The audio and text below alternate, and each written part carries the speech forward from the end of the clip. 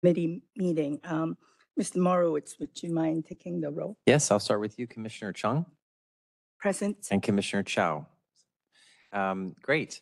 And Commissioner Chow, when you speak, if you'd press the red button just so we can hear you. Yes. That's great. Thank you for reminding me. Oh, sure. I know it's a little a new orientation. Yeah. All right, I will read the land acknowledgement. The San Francisco Health Commission acknowledges that we are on the unceded ancestral homeland of the Ramaytush Ohlone, who are the original inhabitants of the San Francisco Peninsula. As the indigenous stewards of this land and in accordance with your traditions, the Ramaytush Ohlone have never ceded, lost, nor forgotten their responsibilities as the caretakers of this place, as well as for all peoples who reside in their traditional territory. As guests, we recognize that we benefit from living and working on their traditional homeland. We wish to pay our respects by acknowledging the ancestors, elders, and relatives of the Ramaytush Ohlone community and by affirming their sovereign rights as First Peoples. We can move on to item 2, which is the approval of the February 6, 2024 committee minutes. Thank you. I'll move approval. Okay, and I second, so the minutes are approved. Yes, and so there's been no request for remote public comment for this meeting, and there's no one in the room, so I will do a roll call. Actually, there's not a roll call vote. There's all of you who can do. I will already did. Oh, I'm sorry, I didn't hear that. I apologize. So let's move on. The motions, the other one second. Yes, I apologize. So item 3 is the amended subsection of the February 2024 contracts report.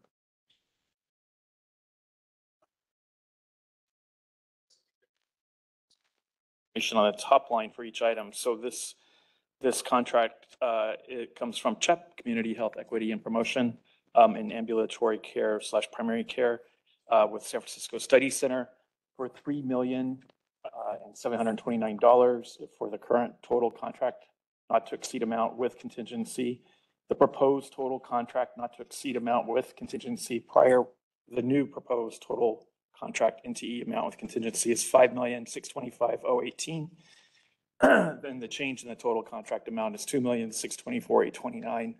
The current contract term is 4 years and 6 months, January 1, 2020 through 6/30/24, and the new proposed contract term extends for 3 more years, ending 6/30/27. The prior annual amount without contingency was $823,078. The proposed annual amount without contingency remains the same, with no difference, and this is an amendment of a current contract. And commissioners, if I recall, the issue that you had at the last meeting was clarification on the funding source, which is highlighted. And Mr. Yeah, so the information that needed correction or more detail added is highlighted on this handout. So on this contract, it was for the funding amount, the funding sources, which are now identified as CHEP, General Fund, Patient Incentive Funds, and Primary Care Mount Zion Grant Funds. It's a grant that goes to this contract that's funds it in part. And then the Patient Incentive Funds are performance incentive funds. So at our last meeting, we were trying to clarify what the Health Education General Fund was, which is still stated here versus the regular general fund. And you have here now the CHEP General Fund. So how is that different from the general fund? It's really just a further designation of general fund. I mean, San Francisco General Fund for the most part is general fund. They'll, in the funding notice that the budget section provides for the provider that also goes to the system of care, they'll typically describe the general fund for that system of care, or if it's for a specific program, as the health education reference is, because this is a health education program. Okay, so if this is a health education program, then what do the initials CHEP mean for general fund? Community Health Equity and Promotion. That's the system of care. Oh, okay, so it's under that, and then the Health Education General Fund that you've stated here is under that? Program-specific designation. Oh, okay, so, all right, it's just... And we're mostly, unless if it's Prop C or something specific, we're mostly just going to refer to general fund as general fund moving forward, just to avoid the confusion. Michelle, Okay, all right. any more questions? I think that we need a little more education around, like these terminologies, but yeah, go ahead. Next. Okay, second item. The second item from the February subsection is from BHS, CYF, Children, Youth, and Families. This is for the Seneca Family of Agencies contract. This is for a new contract for continuing services with the same provider that was previously approved. The current total contract not to exceed amount with contingency is not applicable. The proposed total contract NTE amount with contingency is $9,990,000. No change. No change to report. And the proposed current contract term is 7/1/2023 through 6/30/2025. And the prior annual amount that we're showing here, just to for purposes of comparison, is $4,995,000 per year. And again, this is a new contract for continuing services. We've highlighted the information that was edited here. The dollar amounts have been moved over to the left. They were one score over to the right. And we've added a little bit more information in the monitoring here in the bottom box, as you see, to communicate that the BOCC program monitoring score from 21-22 received an overall program score of improvement needed and below standard, meeting 63% of their contracted performance objectives and 15% of its contracted units of service. The target UDC was 75 and 76 clients were served.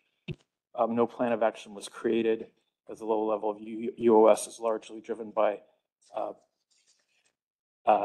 data reporting issues and also from referrals, as we've found recently since we sent this to you last month. And we have, there was something recently sent from Michelle and Farah that communicate more detail as far as the overall performance score that was just received. Right. Commissioners, I believe at the last meeting, you all were concerned about why you were being asked to recommend to approve a contract that had such poor performance in the monitoring. You have some written information on the side, but the written information, if I could summarize, and Farah can do a better job if she feels like jumping in, is that the target population isn't easily moved into kind of progress. And so Commissioner Chow, you ask about the seemingly low numbers of progress. And it seems like this population holding still and helping them kind of maintain is a success, and there's not a ton of progress. But Farah, if you could jump in and just give I know you're not feeling well, one summary statement around what I just said around the evaluation of the population and how it mirrors reality. Happy to jump in. I think I might have a hard time explaining this in one brief statement. Do you mind if I try to address all the concerns a little more thoroughly? I was trying to empathize with you not feeling well, please. I appreciate that. I do have a really bad migraine, but I want to really clarify any questions from the commissioner. So you do have this information, but I think it's important to just state it here in the public forum. So first, just backing up, contextualizing this. The San Francisco Human Service Agency, HSA, Family Children Services Division, the Child Welfare, really solicits and operates the WRAP program. These are their placements. So that solicitation and partnership requires that their selected vendor enter into a companion DPH contract to ensure that we get the specialty mental health services to these child welfare and probation youth. So all referrals to Seneca WRAP come from HSA and JPD. And we integrate the mental health services. So I want to make that clear. In terms of the monitoring report, the areas of concern had to do with the units of service and then program performance. And so in terms of the units of service in fiscal year 21, I'm sorry. No one said anything on our side. Oh, okay, I'm sorry. In fiscal year 21-22, Seneca did only meet 14.5% of their contracted units of service deliverables. And so to contextualize the reasons for this. As I just noted, referrals and placements into this RAD program come solely from Child Welfare and Juvenile Probation Department. So there was lower referrals from these departments. Folks were still rebounding from the pandemic, particularly juvenile probation. There was a lower amount of placements of kids in the probation system. So there was a lower number of referrals from these partners, and there was significant staffing shortages at Seneca, similar to a lot of our contractors during the pandemic. There's shortage nationwide of behavioral health specialists, and this program was still recovering from that at that time. And while the UOS was lower in 21-22, data from 22-23 indicate that there's a significant increase in 1,000 billable minutes. So that addresses the units of service. The other piece that lowered their monitoring report was around performance, program performance. Seneca met 62.5% of their contracted performance objectives. Of the 8 performance objectives, they scored the maximum of 5 on 5 of the measures. 1 was suspended during the pandemic, and they only scored 0 on 2 measures, and that's what weighted them to 62.5%. And those 2 measures were around the CANS and outcome tool and the DCR. So I can quickly address this, or not quickly, but thoroughly address this. For the CANS outcome, the objective is that 80% of clients will improve on at least 50% of their actionable items. And, in fiscal year 21-22, of the 45 clients, 28% achieved this objective. This is a standard objective of all of our providers. However, Seneca RAP is serving youth with the highest rates of acuity in our client. It is very challenging to meet all areas of needs for these clients. And it's often common for programs to prioritize certain areas of needs for clients. So the department, we in CYF are actually working to revise the methodology for how we score objectives. So we only hold programs accountable to achieving improvement in the areas that they are actually prioritizing for treatment versus all areas of need. And then in addition to CAN's performance objectives, there's other ways to measure change and evaluate success. So for example, one data point, Seneca reported 78% of their fiscal year 21 charge from services fully or partially, and 64% of the discharges stepped down to lower levels of care. So this is a level of success not represented in the BOCC report. The other area they were deficient in was the DCR. I wish I could remember what that acronym is, but basically the DCR is a database that MHSA uses under of the RAP program to track different compliance and outcome, to track just monitoring of those funding. And so they did have in 21-22, 30% of their quarterly DCR reports were completed as opposed to the 100%. They've worked significantly with our MHSA team and their own team to improve processes to ensure compliance. And currently they are at 86 to 90% of all clients entered in the DCR within 60 days. So there's a significant amount of improvement here that you'll see in this fiscal year's monitoring report. I know that was a lot of information, but I really wanted to thoroughly address your concerns around performance. Any other questions, commissioners, or comments? I guess I'm still trying to absorb. You have outpatient services of 18,000 hours at $315 an hour. But as I was reading the very comprehensive report that reports, in fact, that you submitted, there seems to be a wide range of services. And instead, this seems like it's based on either individual hours or group hours, but there seems to be a mix of people. And how is it that if we were one of these clients, what types of services do these clients get? I mean, we multiply this out and one-on-one, it would represent, I think about 5,000, let's see, what did I do? Well, in any case, it doesn't matter. What does matter is if you could just tell us how you take a client and work with them through the year, because it sounded very intensive from the reports. And I was wondering if I was getting this correct, so that the number of hours, listed the way it's listed, like $315 an hour, really doesn't reflect all the different things you're doing. And I think our concern last time was, what were the services that you were rendering so that we can better appreciate it? And your report touches on that, but perhaps very briefly, you could help us understand, this difficult cohort of patients, clients.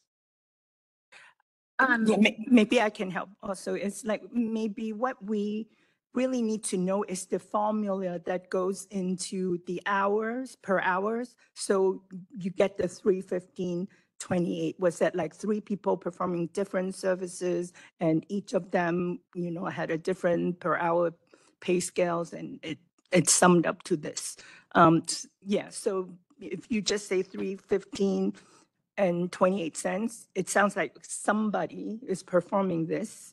And this is the number of hours they get, so it doesn't give us a whole lot of sense of like the size of the staff, like what kind of functions are involved, in order to like help with managing these clients. So I don't know, Diana, while I speak, maybe you could pull up the Seneca wrap contract with us and we can verify rates. I'm having that anxiety I get in school when math gets presented to me in numbers, and I don't have the contract docs in front of me. So the report you all received is a comprehensive report that includes stuff that they're obligated to for child welfare and juvenile probation, as well as us. In terms of our contract with them, it's for the mental health services. And I heard one of the commissioners asks, what are we basically paying for in terms of services? Wraparound is an intensive service that is 100% community-based. So they are meeting with kids 3 to 4 times a week minimally. I would say 4 times is average, doing individual therapy, family therapy, case management, collateral work with the schools, care coordination, sports with child welfare, with behavioral health, with the school, with the different folks. So there's a lot of care coordination, intensive care coordination. There's a lot of collateral work within the school, intense services in terms of individual and family therapy. And there's flexible funds outside of the Medi-Cal dollars that support other supportive services, like getting the kids tutoring or other kinds of supports that they need to sort of succeed and meet their goals. So it's a lot of intensive services that wrap around the youth. I would need to get back to you on the details of the rates and how. I think it's an excellent question. I think it's something that we're actually going to be resetting in fiscal year 24-25 anyways with CalAIM payment reform. The rate structure is really going to be standardized across the board, and we're taking our fiscal team in collaboration with BHS leadership is really looking at standardizing and resetting rates across our system. So the rates that have been in place, we absolutely should take a look at. And it's all resetting in 24-25 with CalAIM payment reform. But I'm sorry, I do not have the contract documents in front of me to look at the rates and do the math around UOS. I'm happy to do that and get back to you with on that. And just know it is going to all get reset in 24-25 with payment reform. Well, I was just assuming that if it was a one-on-one and we were looking at 75 clients, then the amount of money that we're talking about, 5.7 million, comes out to be about $66,000 per year. or as I worked it out, about $185 per day per individual. Now, if you're saying that we're interacting with them 4 times a year, I mean, 4 times a week, that's, that's not unreasonable if we understood that there is, and you are talking now about a whole group of types of services. But then I thought you had said that we weren't really fully responsible for the entire block of the Rapid. And so this isn't necessarily an unusual amount for this very difficult, in my mind, when we break it down. And I understand now also that these are really difficult clients. And so even half of them becoming into a lower level could be well considered a success. So I end up with one last thing that I don't understand, that if we have these types of reports, like, you didn't quite meet, well, not only didn't, but you really fell off not meeting the program expectations, that we don't write a plan of action, or that we don't flag it for monitoring. So, I mean, when you say you're not writing a plan of action, to us, it means that we are not, we're assuming that we understood why you failed, and we're just going to let you run the next year without additional assistance or help. And I guess that's the latter part of that concern, was that this doesn't reflect the concern of and the assistance the department might be giving to overcome the data issues or whatever issues that you have put there. And it makes it sound to us like a whole year goes by before we then see, do you fail a second time? And that's probably unfair. So it might just be a way of being able to let us know what you really are intending to do, because the word, no plan of action sounds like I'm not doing anything. I think that, yeah, I am agreeing with Commissioner Chow, only because I think the key is, Farrell, when you mentioned earlier, is that there were some scoring like criteria. It doesn't like reflect on like what Seneca is doing. So, and you're revamping, the system, so that it can be more accurately reflect. So I think that if you can take away the scores, that's meaningless, then their score will be much higher than what it is here. So that's just a thought, so why would we like make them accountable for things that didn't actually, get measured? I 1000% agree, and I really appreciate those suggestions and comments, and it's something I'm committed and really working on revamping how, between payment reform and CalAIM reform, between moving electronic health records to Epic, we need to take a look at all of our performance objectives and redesign the way we do it, which is something I've been wanting to dig into for a really long time. So I'm 100% on the same page, and we can work with the business office and BOCC to better connect around areas where plans of actions are required. BOCC implements those plans of actions based on the monitoring report. So happy to better partner with them around those decisions. I guess the only other thing, and we kind of contributed to that, is the delay in the contract, and that this is retroactive back to July of 2023.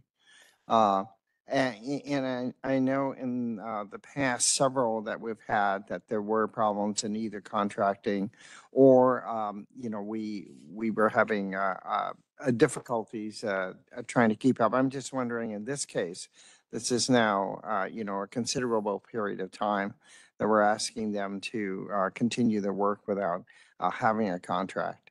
If they have continued their work from July without a contract. In this case, for Seneca, we have, hi, good afternoon, Michelle Ruggles, Department of Public Health Business Office. Yeah, we need to do a better job for you explaining when something's retroactive. And the hard part about all of these contracts is there's always a big story behind what's gone on, which is hard to always get in one place, but we're working on that. And we will have a new system, electronic contract management system, where we can document. But in the case of Seneca, the weirdness with Seneca, we'll just say, you've actually approved, and this service was part of a larger contract, but it was authorized under a solicitation that came from Department of HSA, why I'm blanking, but HSA, you know. So we've had to, so the city attorney does not want us any longer to combine solicitation authority under one contract, which, so the pendulum swinging the other way. We did that so that you have fewer contracts, but they don't want that. So new solicitation, we had to pull it out. This one was weird too, because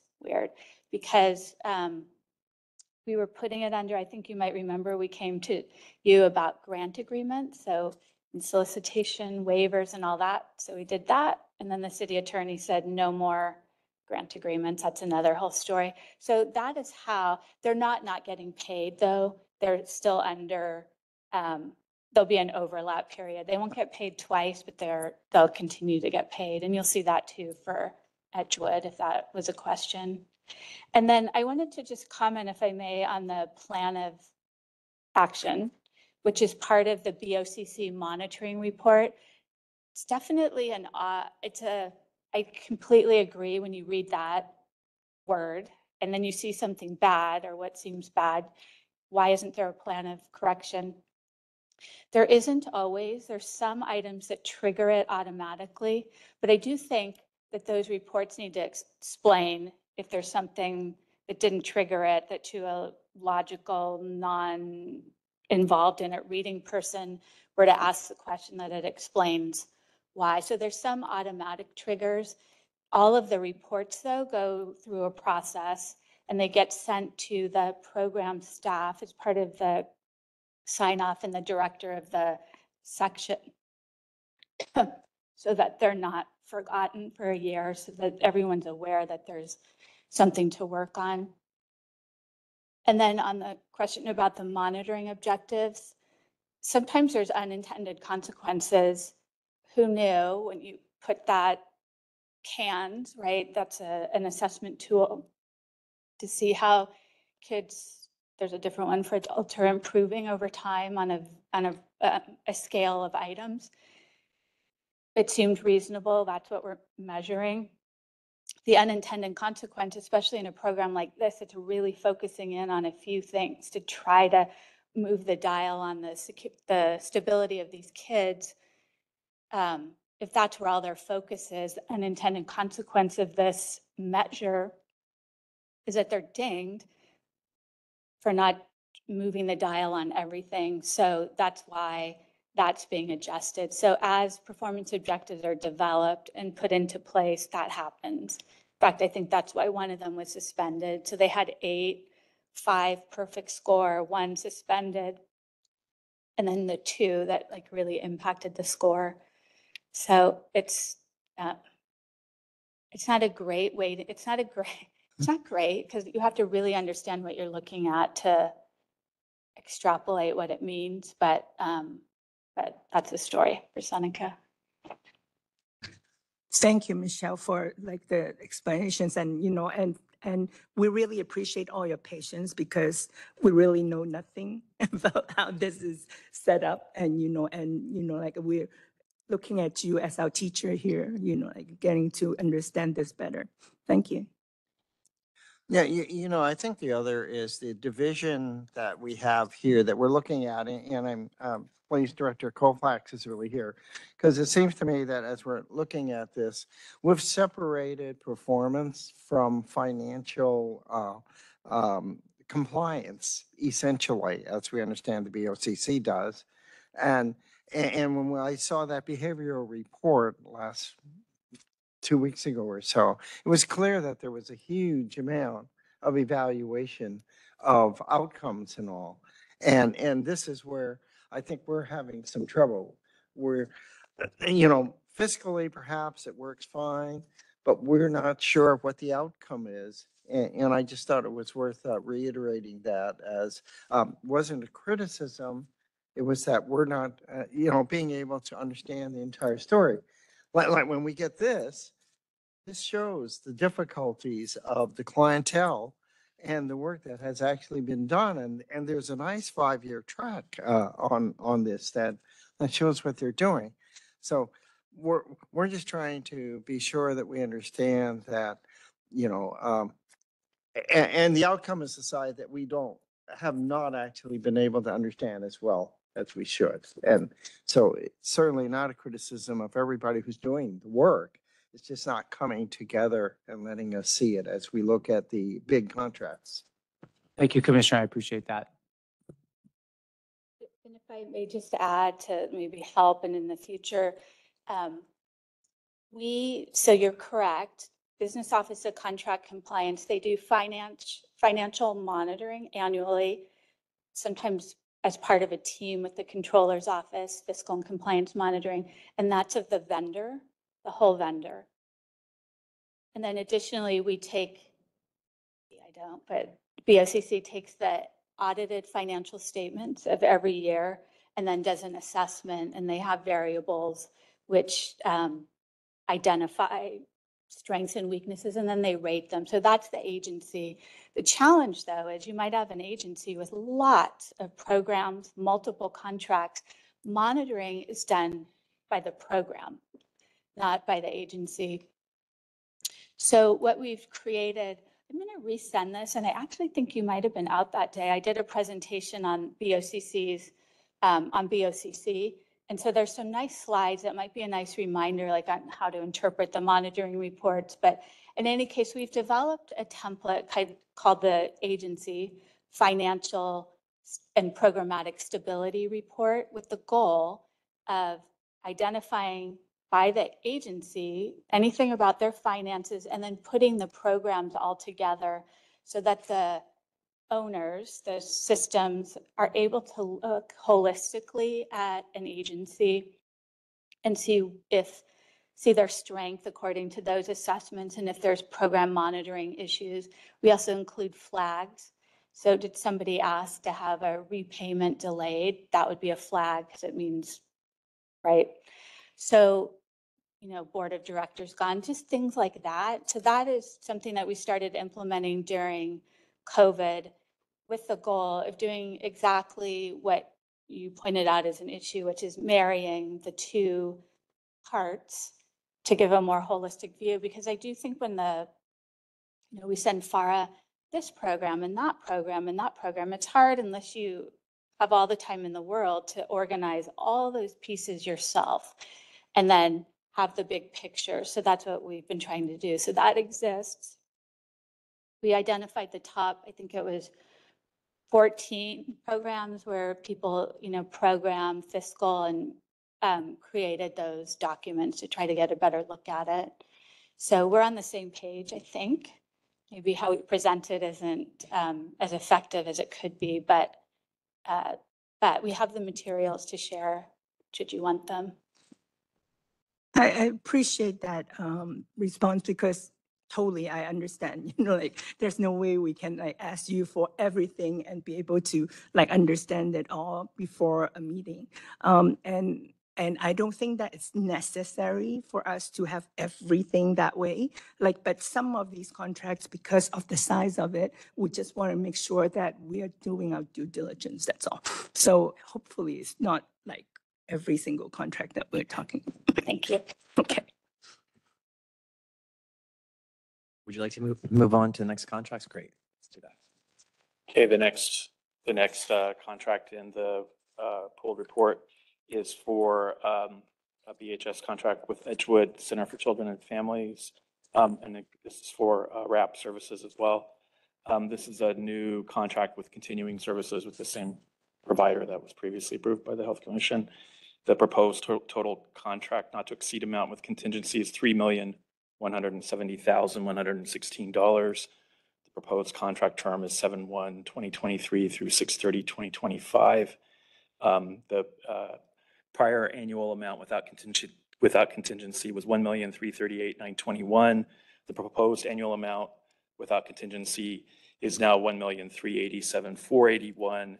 And the annual difference is 48,560 with an increase of 3.6% to reflect the CODB funding that was added. And this was from the 20th, and it was presented with the proposed contract term of 7/1/2018, reflecting the previous term of the contract that this is replacing. So we've corrected that, and that's why that cell is highlighted at the top. And then also, commissioners, the cells with the, I believe was it just that for this? I thought it was the UOS and UDC weren't shown on this as well. Was I wrong? Oh, on that's that? the next one. Okay. There are two Edgewood contracts, yeah. Yeah, but this one also is, I just want to ask these questions because when you look at the UDC, it looks different for the other ones. You know, like all the numbers are not consistent, but this one is 33, 33, 33. Is this 33 the same 33 across? Because otherwise, you know, I would be adding it up to 99. Yeah, I'll let Farah respond. Sorry, Farah, go ahead. Oh, sorry, Dean. I jumped right in, sorry. No worries. There's 33 unduplicated clients, and it's those same clients. And so again, this is a similar wraparound model where it's the mental health services, the individual, the family therapy, collateral, case management, as well as medication management, which I actually forgot to mention before. Those are different service modalities. You know, that provides the comprehensive care for those 33 kids. Great. And actually, you know, this one, we really appreciate how you break down the per hours and what type of services they're actually receiving. So yeah, so each contract actually kind of complement one another in a very interesting way. Where do you see the 33? The 33 is 33, 33, 33. And this one. Make sure you're on page 4 of the document, Commissioner Chow. Oh, I'm on the next one. Yeah, because the other one is Oh, 30. I see. Sorry, there are two Edgewood, yeah. 80. I- No, the other is not the same. Oh, okay. I got you. Yeah.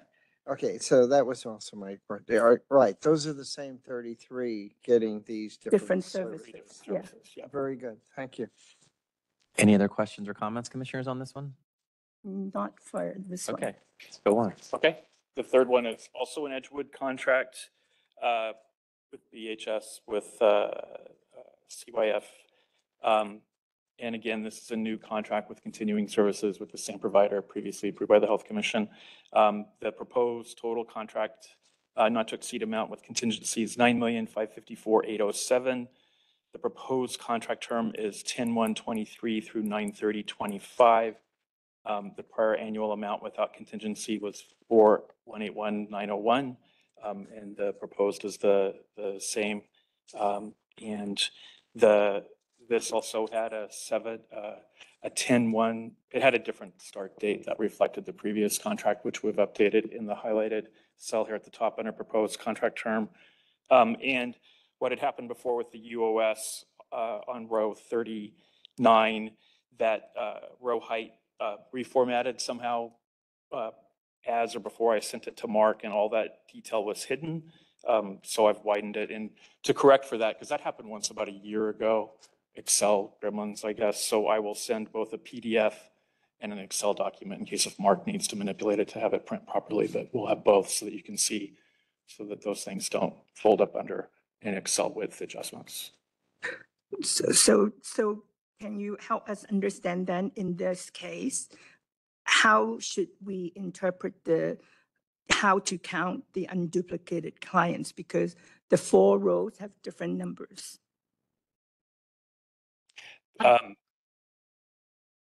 Or are you able to answer that? There's a 30 underneath hospital diversion, a 10 under the partial hospitalization, hospital diversion, a 30 under the intensive, and 80 under the urgent care crisis stabilization.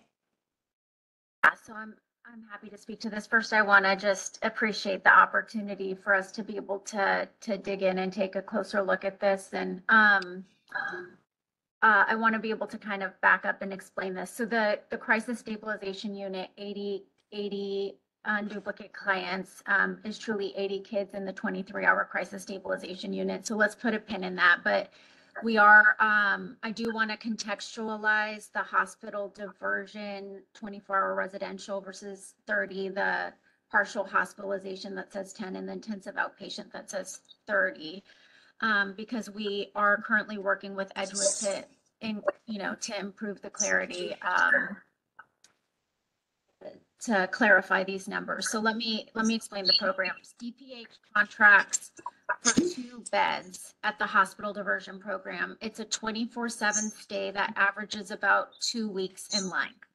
So based on this calculations, 2 beds, 365 days in a year, about a 2-week stay. We would anticipate that the placement count, the number of youth that would be served in a year, would be around 52 placements a year. With that said, there's actually a continuum of services that is offered at hospital diversion for youth who are placed in the hospital diversion to ensure stabilization and continuity of care. There's a step-down option in Edgewood to a partial hospital program, which instead of being the 24/7 stay, a 5-day Monday through Friday 9 to 5 program. There's also an intensive outpatient program that's like 3 or 4 days a week after school, for a couple hours a day to engage in some intensive outpatient services. So there's actually, while we contract for the hospital diversion and there could be 52 placements in a year for the 2 beds, some of those same youth might be clinically indicated to not to step down to like the partial hospital program, which is most notably. There hasn't been any step down really to the outpatient program. It's more so the partial hospital program. Approximately on average, we anticipate 15 youth a year would step down to the partial hospital program, given clinical needs and need for stabilization range connections to other outpatient services. Again, the IOP is not as utilized, so we're going to be working with Edgewood to look at these numbers to align with the expectations of their contract. But I hope this helps clarify. Yeah, maybe I can like reframe our questions for this. So it's one contract. We understand that there are 4 types of like services that are provided through this contract. You know, some of the clients who are getting 24-hour residentials would step down to 24-hour and partial hospitalizations, and then further step down to intensive outpatient. So it's a continuum of care. So if that's the case, can we just have one single number like for the unduplicated clients? Because that's where we're confused. So we don't understand how many people actually are going to benefit from this contract. So that's Yes, how we that's- see the UDC. Yes, I completely agree. And we're going to be working with Edgewood to sort of improve the clarity in this contract scope of work and budget and how these UDCs are calculated to clarify that. I mean, in theory, there's 52 placements a year with those 2 beds in hospital diversion. We need to look at how many of those 52 might step down to the partial hospital or the intensive outpatient and do a better job just in whole. But I would say 52 kids, because really the max is 52 kids in hospital diversion. You can only go to the partial hospital or intensive outpatient if you're stepping down from that hospital diversion. So we'll work on better clarity in the contract doc and in these presentations moving forward. Thank you. I think that I'm okay with that. So does that sound like there are 52 patients and they can go through these three iterations, but that there is a different number of people who use an urgent care? The crisis stabilization unit is a separate unit. Yes, it's part of this contract, but it's a separate service, separate program. It's a 23-hour program. And so those kids are, it could be that kids in the CSU also access the hospital diversion at some point in the year, but it is a separate count of kids and a separate service than the continuum we just discussed. Okay, so those are separate people. All right. Thank you. Farah, does the 80 on the page make sense to you for that program, for the crisis stabilization urgent care? Does, but we'll look at everything all over again. But yes, that does. It's really the breakdown of the other three programs that is more the concern that we need to look at. Thank you. Yeah, this turns into like more of a math quiz. My anxiety levels are up with math. So commissioners, please consider a motion to recommend that the full commission approve this on the consent calendar today. So moved. Second, All those in favor? Aye. Okay, great. Thank you. thank you, and we appreciate. I know how it feels to have a migraine and still needs to present. Laura, hope you feel better. Yes, take care of yourself. Let's move on to item 4, the March monthly contracts report. Okay, this report has 3 items on it. The first is a BHS contract with Hospitality House, formerly known as Central City Hospitality House.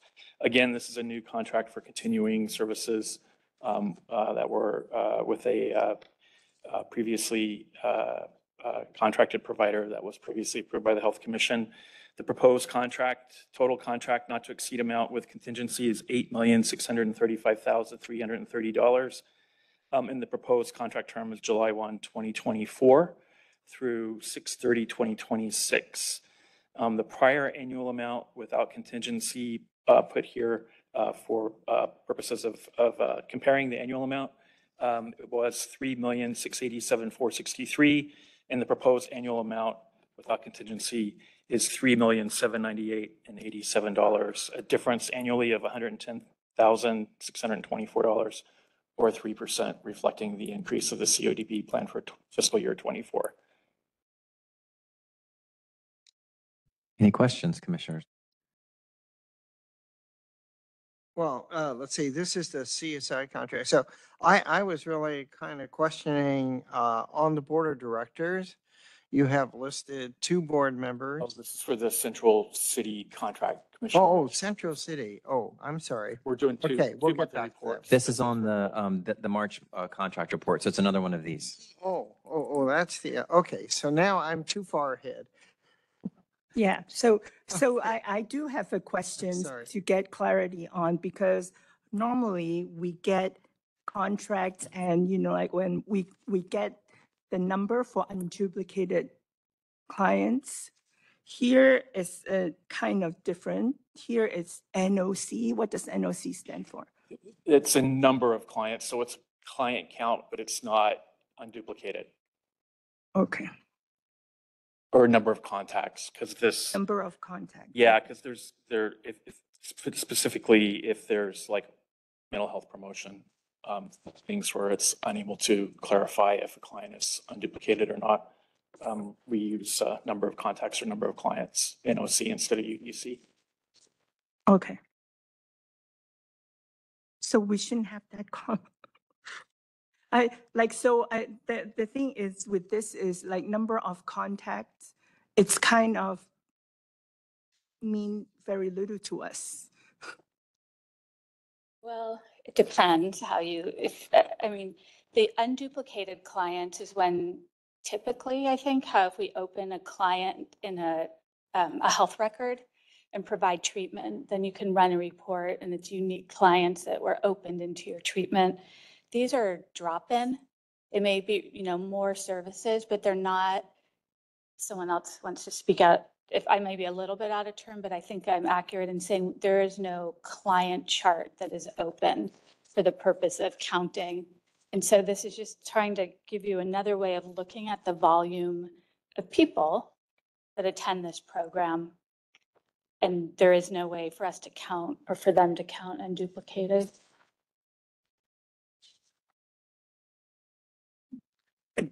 So I think part of the confusion is the abbreviation in which clients and contacts are both Cs. Yeah, okay, we can write that out. That's And definitely- I think that, I mean, it's great to have the number of contacts in the sense that you're talking about to understand how many people rather than, just saying, well, we opened our booth and we saw people for 8 hours, but we don't know how many people those are. So I think it's more a matter of a definition on here. Because we've been reading these lines as unduplicated clients, and then comes one that looks like an NOC. So the number of clients is how some of us are reading it, which is how I read it, but. Okay. But Yeah. the data is very important. Appreciate that. Okay. Is it okay to move on, commissioners, or do you have other questions? Okay, move on. Next one is also a BHS contract with Salvation Army. This is an amendment to a current contract. The current total contract not to exceed amount with contingency is $4,991,448. The proposed total contract NTE with contingency is $7,788,999. The change in the total contract amount, as you see, is $2,797,551. The current contract term began on 7/1/2018 and ends 6/30/24. The proposed contract term extends for 3 years with a new contract end date of 6/30/2027. The prior annual amount without contingency was $830,775. The proposed annual amount will be $855,698, an increase of $24,923 or 3% to reflect the CODB in the new fiscal year.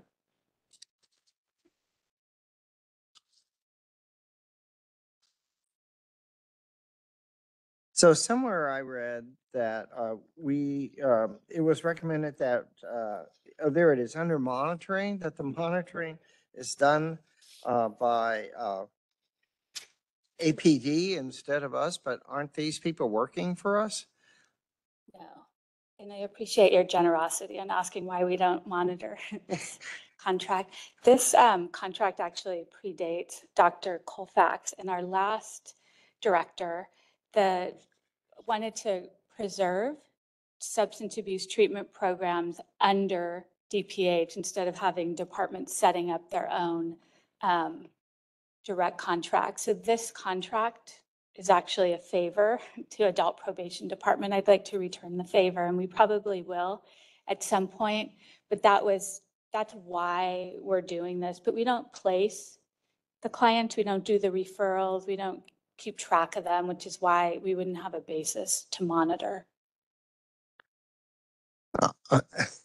It happens, it's not a common department to department function, but sometimes you piggyback onto a contract, and they didn't have, this is several years ago, the wherewithal and staffing to do this type of contract or a contract. And so that's why we have it, but I don't think that is the case anymore. So we're getting approval so we don't run out and have no way to pay them. And, city decisions can take a long time. So this is to prevent a gap. But that's why we don't monitor it, and that's why we have it in the first place. It's pretty unusual. I can't think of any others right now, but that's the story behind this contract.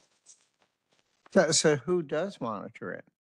Adult probation department. And so if they're unhappy, they come back to you and tell you that somebody isn't doing their job, or that in fact, maybe we don't have these number of people there, but so the, staff just sort of have coffee breaks or what? I mean, how do they monitor that work? I don't know exactly how they monitor that work, but I presume, like any city department, if their clients aren't getting placements or getting treatment, that they're in contact directly because they're following their probationers. Recognize the house. So each room assigned to different agents. So like for them, like they have so many bad days at Salvation Army for the program. For adult probation. Mark, is there someone on from, is Craig Murdoch on there? Is Craig Murdoch? Yes. So maybe Craig could speak to what kind of Jump in, Craig, please. Of I'm course, we here. have to go to Greg. Hi, good afternoon, Commissioners. Craig Murdoch with Behavioral Health Services, Office of Coordinated Care. So as Michelle stated, this is an unusual agreement that the department executed with the Adult Probation Department several years ago under a previous director. At the time, the Adult Probation Department did not execute contracts with service providers in the community. They do now. So probably in 24-25, this contract will migrate back to the probation department for them to manage and monitor. But in the meantime, the DPH and Behavioral Health Services has no say over suitability and eligibility for this treatment capacity. We also have no say over length of stay, length of treatment. It's all done by the probation department. And in the event that there are grievances or productivity issues, the probation department will make that known to us. And we will let Salvation Army know that there is a concern on the part of the probation department. And us and EDP and Salvation Army meet quarterly for the purposes of discussing any issues, or grievances that may arise. But the contract will be moving to ADP in 24-25.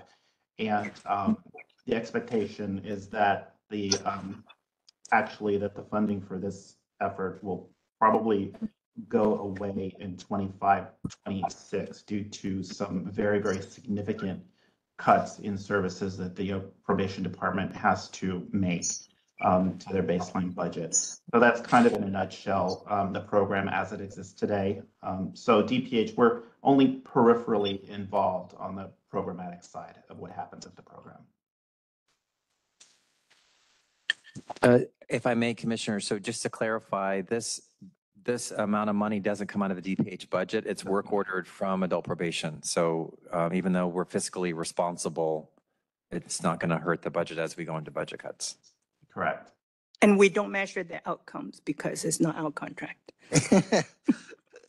That's basically.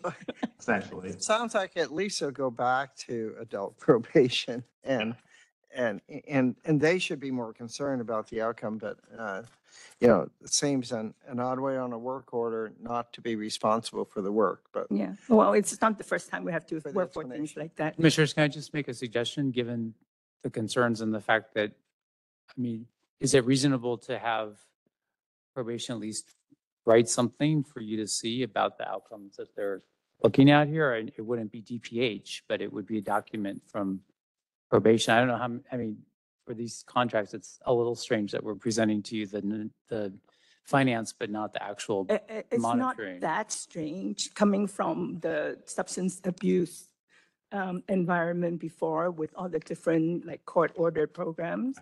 Brett would remember, so it's not surprising, but I think that the difference is probation is about a time period getting, reported by whoever, like the people. And sometimes they place them into recovery program, as part of their probation condition is they need to be able to stay clean or whatever, right? Right. And so the How do metric, we- I'm sorry, Commissioner. Go ahead. So I was going to say, so one of the metrics that the probation department uses is the number of violations. So if a person is in treatment and the person leaves treatment, then that's a probation violation. And so they count that towards, a measure of success. So you're true. Yeah, that's accurate. I can say we do get lots of work order money from other city departments and it's all monitored because it's here supporting, we're doing a service for that other city. We're doing the service. We own the service that we're doing with those work order dollars. So this one is very unusual. We're hoping to give it back and finally not have it, but I'm sure if you'd like them to come and talk to you about what it is, that I would presume that they would. Yeah. Give a one-off, but. Yeah. Yes.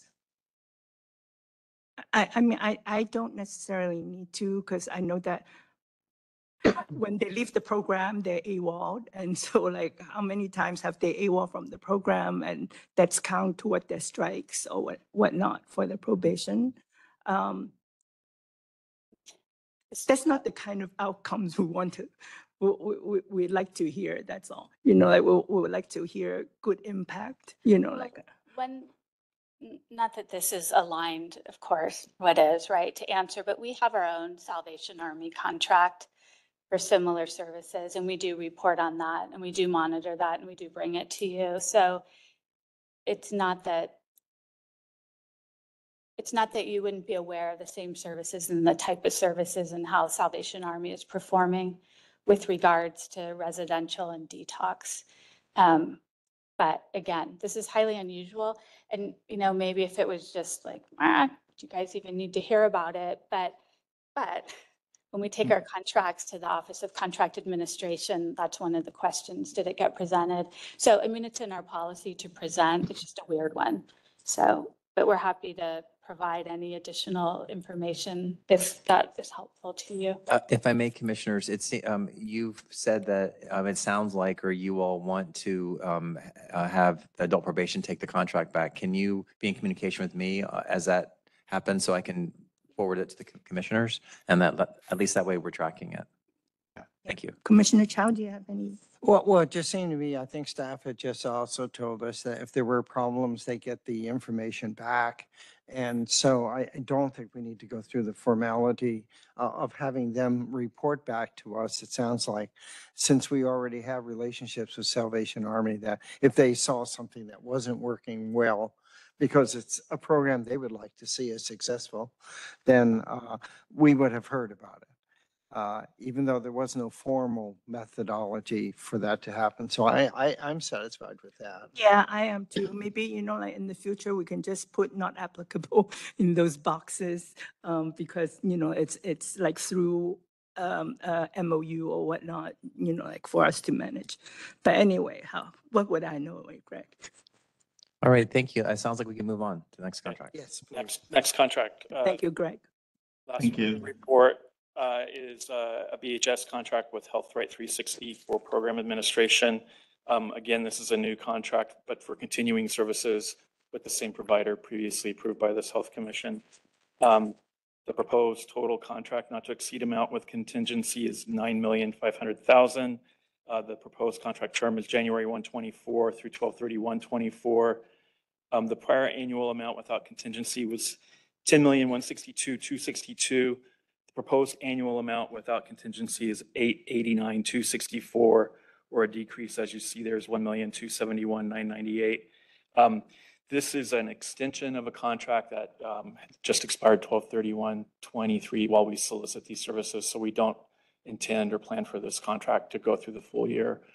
We only need something in place for several months, and the solicitation's in process and should be posted in the next few months. Yeah. It does look strange to have 0 unduplicated clients. That's where I was going to go. Like, Oh, sorry. It's a program administration contract, so I'll let Michelle. Yeah. so that's a perfect place to say not applicable. Yeah. Noted.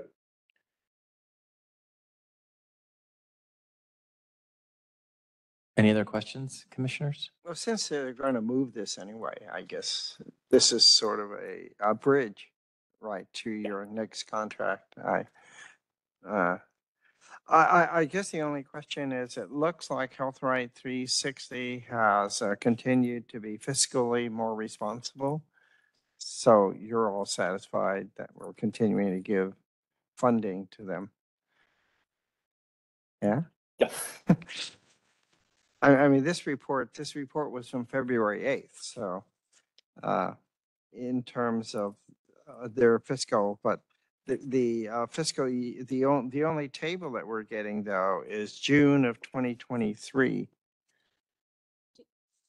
So that's about half a year ago. So I mean, in these half year, have we known whether they're having any more trouble? Are we continuing to work with them financially? So you're looking at the report that summarizes You're their correct. annual Yeah. audited financial statement for Yeah. 8 or 9 years. Yes. I think it says they're low risk. No, it says they're improving, and we had heard that, earlier. This is a 6-month-old contract, report, so I'm, Right. well, And actually, Commissioner Chow, on the last page, it does say the BOCC rates this agency as low risk. It's on the last page, the first sentence. It's a page that just has a short paragraph. Well, I was more wondering because while this is a February 8th, in the fiscal year ending June 2023, they were now, improving. But whether or not in the interim, we feel, because a good 6 months have gone by, that they continued to be that. This is an audit of the previous fiscal year. I think the trend and then the evaluation that they're low risk, and you're correct, something can change. Nothing has been brought to our attention as changing. We don't have they're still in our mind low risk. We haven't been presented with anything that says they're not financially solvent or whatnot. But do we have something in place that then is more proactive instead of waiting for them to come and say, oh, by the way, in this last half year, we had very poor fundraising or whatever it was, that we have somebody who does sort of track as to what they're doing? So we don't get a surprise or read in the Chronicle that we have another, agency of not doing well, but that wasn't the case back in June of, 2023. We have the in-depth financial, right, a review of audited financial statements and then looking at the different variables. And then if you're a shared city department, then there's a shared monitoring that's done, citywide fiscal and compliance monitoring. And then if you remember and I was talking about the agency financial program, financial stability report, that also indicates flags. And so the flags are how we would keep track of or note that there's something amiss. And so some of the things that is a flag example is a vendor that says, we aren't going to make payroll. Can you fast track the invoice? Or can you not start recovering the initial payment? So there's different flags that we get, or if there's like CFO turnover, repeated. So there's actions that happen that come to us as flags, and that's how we keep track. But otherwise, we're not tracking. We don't ask for financial updates. We get invoices monthly of how they're doing with their services. If their services are well under, then that's a flag also, which then prompts some follow-up, and then it could line up with the fiscal piece. So we're using flags. Let's just say there's a flag of being, behind in payment or whatever you're talking about. Does that flag come to you and then you are able to then, take appropriate action, or where does it go?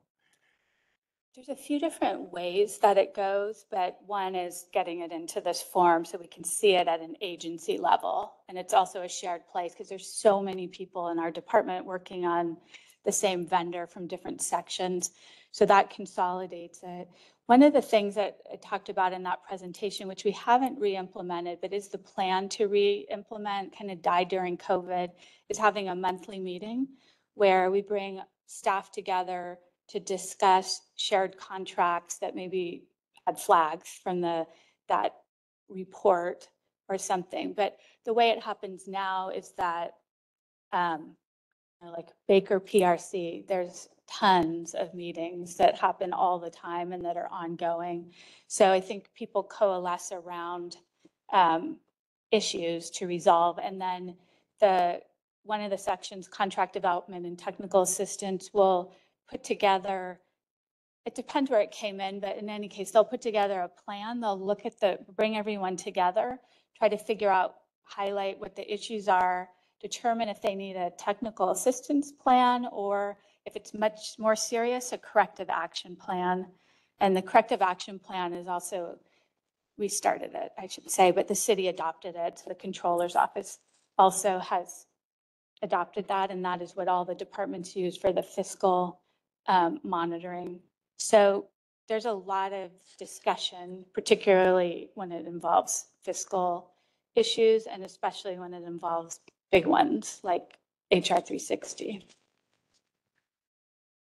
Well, I'm still somewhat concerned, not about Health Right 360, but the whole process that we have that perhaps should be more proactive. And maybe your new system will do that, but I do recall several years ago that when we were looking at several agencies, that there was sort of a system of flags, not this kind of flag in terms of objectivity, but believing that, let's say, we'll make them a red or a yellow, and then on the red people, you will be notified, or we will be notified, and then there would be those regular meetings in order to clarify and then follow them through. But I'm thinking of the other way now, because it sounds like you've got flags that can do that. Whether you should be more proactive in very large contracts to have a certain touch back beyond a audit that audits automatically or at least 3 to 6 months out of date. And with $150 million of contracts, it seems like there are several big agencies that we really should be tracking on a regular basis to make sure that before we start getting into, or at the earliest opportunity, help them.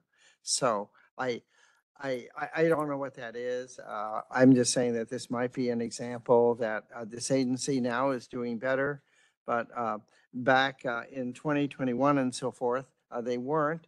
And that then with a very large contract load, sort of says, well, they've turned around one fiscal year, but they had 6 fiscal years in which they really ran a deficit. Is there not something that we should really be sort of monitoring or watching more closely than waiting for the annual report? There's a lot of process that goes on, and I'm perhaps not describing it very well. There's the citywide controllers process. So if a vendor gets moderate risk in that process, they're monitoring them. There's also, like, if they have a benchmark for a number of days of cash on hand, and if you dip below that, it automatically raises you up. And so then you're automatically getting looked at. But we receive lots of inputs of information, and we formalized a process to take that information and react to it. But is that done only once a year at the time of reviewing the audit? No. We have that document, and then vendors, and then our staff can say, like the fiscal staff, they're responsible for filling in the part of the form that if somebody's asking for delayed recovery, or if they owed us money and they want to put it off, like that, they fill that in. Oh, okay. BOCC monitoring is going to come at a different point, but they're going out. The system of care, the business owners are having contact. So there's different pieces of information that are coming all year. And we wanted a place, which I was just loosely calling flags in the department, to capture them. So if someone noted something like the CFO retired or left, quit, and the next one quit, that we have a place to put that information that's central and shared, because we might have 10 contracts in different sections of DPH. The controller's office, though, is keeping track of vendors that have something other than low risk. And so it is, It's ongoing.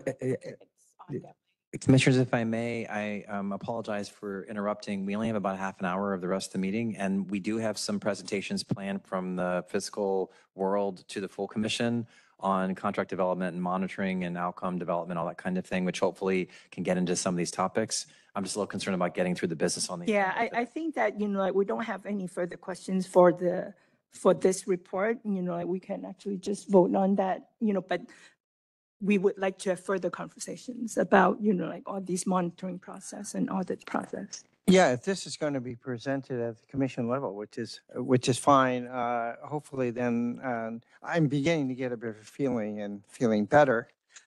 So, about somebody kind of watching big contracts, and that certainly has been in the papers over the last few, and we need to make sure that, we feel comfortable, not we, but the department feels comfortable with being able to do that without ending up again with another crisis. So you might remember that as you're making the presentations. Sure. Can we have a motion? Uh, Motion, Chair? Sure. I move that we recommend to the commission approval of this contract. And I second. Okay, that was the March contracts report. Thank you. And all those in favor? Aye. All right, I have to do that because it's a Robert's rules. Okay, great. We can move on to item 5, the CSI Healthcare IT contract.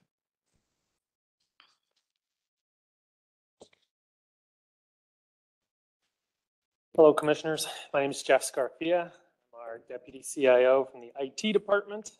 And we are presenting a contract to you for CSI. This is a vendor who provides what we call at the elbow support, AKA it's a new computer system. It can be confusing and tough. We want to ensure that our clinicians and other staff in the behavioral health domain are supported with expertise and experienced users who know how to use the Epic electronic health record, and they are at the elbow, physically present to answer those questions and guide the users as they adopt the new computer system on May 22nd. I will note that this is CSI's 4th contract with the Department of Public Health. They were also the same vendor, even though this was a separate competitive bid. CSI was the same vendor who provided at the elbow support during our Big Bang Wave 1 go live, where we had about 8,000 medical users join us on the Epic electronic health record. So this is for about 1,600, significantly smaller number, thus a smaller contract. But we will be working with CSI to arrange, coordinate, schedule, and ensure that we have staff available for those support needs with BHS. I'll stop in the interest of time and simply ask if you guys have any questions. Well, behavioral health also includes a number of private providers. Are they going to, and part of the community clinic? So are these people, well, not the community clinics, but are these people then also going to have at the elbow opportunity? Or are they not being included in the Epic? If I interpret correctly, you're asking for a community agency who is going to use the Epic record. Will we have at the elbow staff at their clinics as well? Yes. We will, for all users transitioning, whether you work directly for the city and county or you are an employee of a contracted entity, we will be supporting you in that transition to the new Epic system. And is not the contracted community organization more complicated than dealing with DPH employees itself, which is what the Big Bang Epic was, right?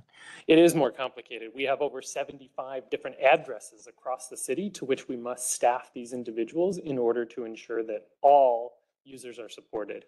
Obviously, with the Big Bang, you have San Francisco General Hospital campus, where we have about 3,000 staff concentrated in one location. Ensuring people are available at a singular location is easier and requires less individuals than supporting the disparate locations at which we offer behavioral health services. Wow, big job.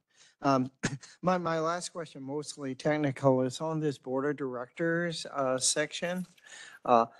Because otherwise it looks like a private company with only 2 board members. So is it true that, but if it's private, then they own all the company. So I was just wondering, is this part of a public company? And if not, then, I mean, whether it is part of a public company or it's just their company. A little bit of a roundabout portion there to say that CSI is a U.S. entity that is wholly owned by a group named Recruit Holdings Company, which is a Japanese company that is traded on the Tokyo Stock Exchange. No, okay. So they are a public company. They are simply not listed on the US stock exchanges in that matter. And I believe as a wholly owned subsidiary, they do have a smaller board, but again, are publicly held. And I know offline, we've sent you the statistics on the holdings, on who owns those stocks from the Tokyo Stock Exchange percentage-wise. And it's on your desk to the right. Each of you has that. Oh, okay. Well, this turns out to be a bigger job than I first read, working with the other agencies. So I have no other questions on this contract. Okay. I don't have any other questions. I'm just curious what CSI stand for. I know it's not the TV program. This is slightly embarrassing. I've worked with them so many times. It's an acronym that just is cemented as CSI. I believe it's Hi, something. everyone. Do we have anybody from CSI? Jeff, I'm here. Hi, Ah. everyone. Can you hear me? Yes. Yes. Hi, good afternoon, commissioners. Alyssa Tillery, I'm the president of CSI Healthcare IT. Great question. I get asked that question often. CSI kind of originated initially with our company. We were formed back in 1994, and originally we were called Custom Staffing, Inc. So that's what CSI stands for. Thank you so much for the clarification. Thank you. You're That welcome. makes a whole lot of sense now. Thank you. Yes. We know them by their names, Taylor and Nahom, and the individuals who we work with. The acronyms and the company name kind of go over my head. Thank you. Okay, thank Do you. we have a motion to? So moved. Okay, and second, And all those in favor? aye. Aye. Okay. Thank you, commissioners. Thank you. Thank you. Let's move on to item 5, retroactive requests for new contract with Rams. I believe Dar is going to introduce the contract.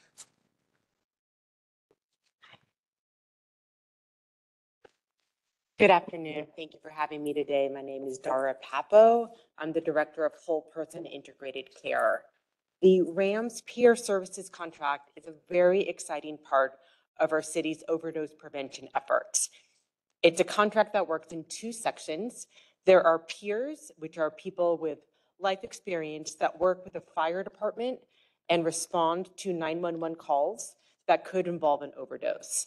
The peers are there for relationship building during this very challenging time in somebody's life and to work to build a connection to ongoing services. We also have peers as part of our follow-up, which is a DPH primarily staffed program called the Post-Overdose Engagement Team, POET. And that team works to work with people who've survived a non-fatal overdose, either the same day, oftentimes the next day, to work to coordinate, helping them connect to services, taking them to appointments to get medication for opioid use disorder or other health issues that they may be experiencing. And these are teams that work really closely embedded with the fire department for the SORT program and with our POET and also our street medicine services for the POET aspect. Provide more information or answer any questions if you have some. Do you have any questions? I don't have questions. Okay, thank you. I guess the only question is, it says that we have 9 FTE peer counselors, but is that a number of people or just 9? And then if it's only 9, how do we cover all the teams that this involves? That's a great question. The way that the Rams peer counselors generally work is they have a total of 9 FTEs, and most of their staff, because they're also taking time to address their own sort of self-care and professional development needs, don't work full-time. So it's 9 FTEs spread out over a larger group of people, which provide the coverage for the teams. Okay, good. Thank you. I don't have any other questions. Just very happy to see Rams continue to do such a good job. Please consider a motion I for would move for recommendation to the commission for approval. Second. all those in favor? Aye. Thank you. Item 6, request for Health Commission approval of amendment to the previously approved fiscal year 23-24 San Francisco Administrative Code, Section 2142, vendor list. Michelle Ruggles, I forgot that. So this you see every year. We don't normally bring it back. But we had some emerging needs. And so that's why it came back. But what this is, just to remind the two people that probably know it the best, but this is the pre-approval that you give to allow us, should we need to use our administrative code, chapter 2142, to do a sole source agreement. And by providing advance approval, we still bring the actual any contract that we might do use a sole source, we bring back to you for approval. But having this list, which is actually all of our CBOs, and then a few anticipated or that might become, then when we submit our contract to the Office of Contract Administration, which is city purchasing that approves our contracts, if they see this lovely list, then they just take that, they allow that to be our backup supporting documentation. Otherwise, it's a fairly lengthy process for individual sole source approvals at Office of Contract Administration. And so anything that's on this list, and it's all detailed in the admin code, is a service that's unique to DPH, consistent with our mission and goals, and requires specialized knowledge, training, personnel, facilities that are known to be provided by a limited number of nonprofit agencies. And this one, the reason that this is here today is we have 3 new vendors or entities that we would like to add to the list because we're in some stage of potentially developing a contract with them. And so adding them now, as opposed to waiting until June when we come back with next year's, we can move everything forward. So the 3 that we're adding today is the San Francisco African American Faith-Based Coalition, Support for Families of Children with Disabilities, and the Gubbio Project. Each of those may use this 2142. And again, if we enter into an actual agreement with them, the contract will come back to you. But so your approval today means that it will replace the one that's already posted, and it will include these 3 additional vendors. I'm happy to answer any questions because I know it was last June that this last came. So this is the current one, right? That's the current list, plus I think at the very top of that, you The- have The highlighted section, yes. For you all commissioners, it's in gray. the first 3. Could we ask who the Gubbio Project are? Ask me, I'm sorry, what? The Gubbio Project, which says it's a behavioral health thing, but I mean, who are they? They're an entity that provides, I don't know, someone here may know more about them. They're an entity that works with unhoused individuals. It's a very low threshold provider in the Tenderloin, and it may be one of our overdose prevention site contracts. It's a vendor that the Board of Supervisors has been very interested in because of the work they do with unhoused individuals in San Francisco. And so we may be entering into an agreement. But they're not a city vendor right now. And then Support for Families, is that a organized group of some sort or been there for a while? Support for Families is a contract with a department I'm forgetting. I think it's HSA. And right now, our maternal, child, and adolescent health, here's an example. We use that contract. So we work order grant money, and they have that contract, and our money passes through. Now we monitor that money. If it's HSA, I'm sorry, I forget. They're putting their service out to bid. This vendor is critical to this grant. And so if they don't pick that vendor, we need that vendor to finish the grant because they've done everything as part of it. So we'd be creating our own new department grant with So we'd be creating our own, sorry. We would be entering into an agreement with that vendor, with DPH, so that we can continue the maternal, child, and adolescent health services without a break in service, because there'd be no reason for HSA to go out to bid and then have a separate DPH contract. And I was just going to clarify about the Gubbio project. You beat me to it, but the Gubbio project is in the mission, and as Michelle was saying, they do deal with a low threshold for homeless individuals, and specifically, our behavioral health is looking at substance use services that could be provided there as well. So is it some sort of coalition or a group from interested people, or, how did they come up with this name?